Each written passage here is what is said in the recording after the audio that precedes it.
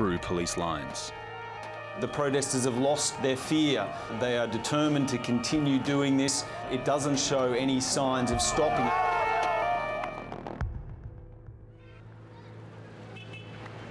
News that several hundred Bedouin in the Sinai exchange gunfire with police proves this struggle no longer belongs to urbanite Egyptians. Amateur footage shows a 22-year-old there apparently killed by a single gunshot to the head. Mohammed El-Baradei, former top nuclear diplomat, returns to lead the crowds. You know, I would be with them. They are my people, and I have to be there, and I'd like to see Egypt, a new Egypt. You know. Political support, moral support. Up until this point, the protest movement has not had any specific leader to try and galvanise it and give it some kind of direction. Mohammed El-Baradei's arrival is going to be highly anticipated and is certainly something that President Mubarak will not be very happy to see him arrive. But on the coattails of a grassroots uprising, he no longer represents everyone out on the streets. It seems that confrontations have fizzled. With blood now on Egypt's streets, filming becomes difficult. Attempts to block media coverage, which intensifies in days to come, as Al Jazeera and other journalists become the state's new scapegoats. سيدتي وسادتي، نظرا لما شهدته بعض المحافظات من أعمال الشغب والخروج على القانون. Overnight, Egypt has been unplugged. Shortly after midnight, internet and mobile networks had been shut off in the hope of paralysing the protests. The US-based internet monitoring site says it's an unprecedented event in history. The Egyptian government has effectively wiped their country from the global map.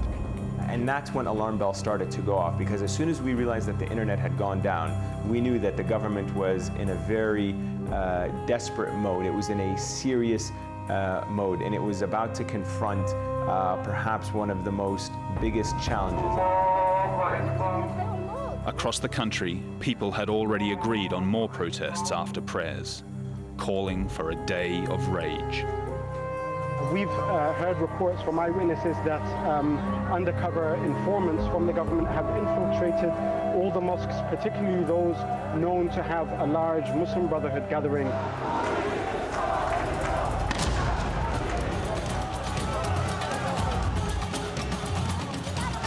It seems to be a desperate action by the government. That seems to be the feeling on the streets as well. Why is the government resorting to such desperate measures? Because if anything is going to push these people over the edge. By early afternoon, our correspondents in Cairo, Alexandria and Suez were witnessing deliberate violence.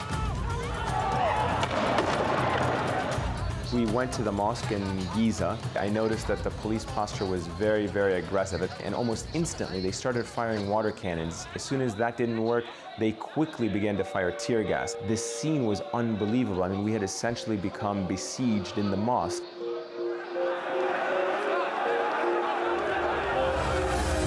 We are breaking into programming here on Al Jazeera, 11:45 GMT, about 1:45 in the afternoon in Cairo, Egypt. Live continuing coverage here on Al Jazeera of a day of mass protests. They called it a day of rage. It is fast turning into that. There were roughly 50,000 protesters as they walked through the streets of central Suez towards Al-Arba'in police station. The riot police sent 3 fire engines. The first 2 smashed through the crowd. They ran over several people in front of my eyes. That disproportionate force seemed to me like the trigger that made swathe after swathe of protesters literally throw themselves at the thousands of state security personnel and riot police who had gathered. Medical workers in Suez count as many as 55 civilians and 15 policemen injured. Anger Friday told Mubarak and the watching world that actual regime change was the end goal, not simply the right to protest. It also announced the failure of the communications lockdown, as utter defiance and confrontation spread far from the capital.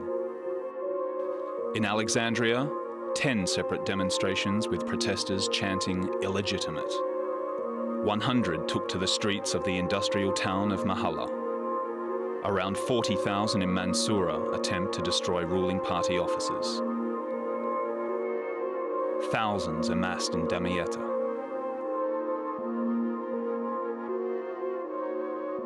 And also in Port Said. Around 600 clashed with police in Ismailia, birthplace of the opposition group Muslim Brotherhood. In Suez, protesters took over the central square. And even touristic Luxor, far away in the south, saw a 15,000-strong march dispersed by tear gas. That looks like a trail of tear gas there being fired in the foreground. There comes another one coming down as well. This is extraordinary. This is the capital of Egypt on a Friday afternoon.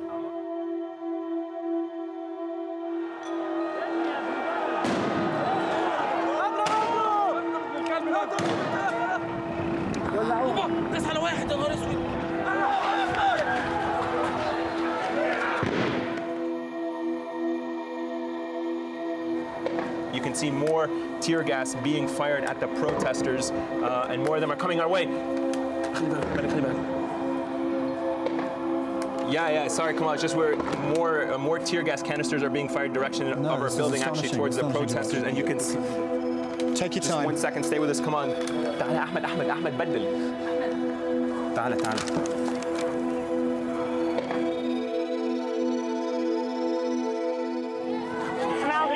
Is worsening here by the moment. I'm seeing, in fact, in front of me, a bloody body being carried through the streets, a march following it, people chanting, there's no God but God. The martyr is loved by God.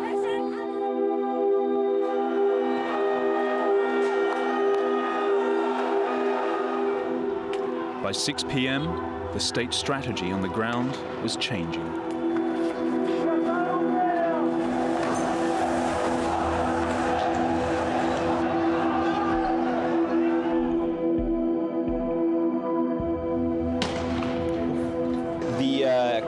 Fighting is actually happening right in front of our office. What you're seeing there are the riot police making their way towards the bridge. We never expected it to escalate the way it did, because it seemed that the protesters were determined to push the police and the riot police really further and further down the road. But every time they would fire tear gas canisters, they would call reinforcements, and they would try to push the protesters away off of the bridge.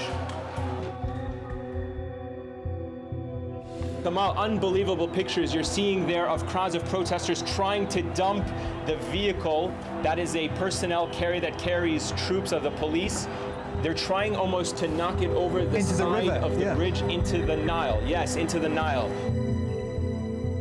Those police armored vehicles were notorious because they were what would carry political prisoners. They were what were used to try and suppress the people. Just their mere presence on the street would strike fear in the ordinary Egyptian. The dynamic in Egypt is such that the Ministry of Interior and all of its police forces and various security apparatuses are widely despised in Egypt because they're widely considered as corrupt. They're seen as abusive. There's always allegations of human rights abuse against them. They're notoriously known for torturing prisoners, and they've always been, at the end of the day, seen as an institution that protects the regime, not protects the people. So indeed it was a complete game changer once the military had entered into the streets of Cairo. Everywhere you go, the soldiers are still very much admired, still very much respected. The military is still very much revered. What was uncertain was if the army would take a side and which one.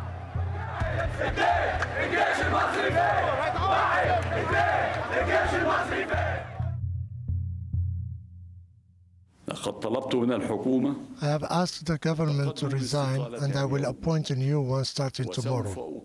Well, I think the impact of that message was it was widely seen as a little, too late.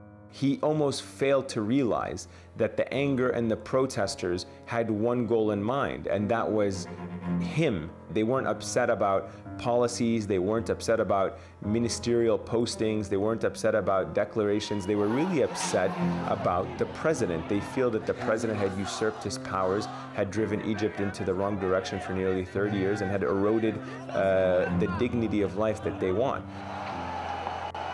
Where I actually am is 24 floors above the NDP headquarters in a building not far from our bureau, but to try and get more of an idea of what is going on out there now.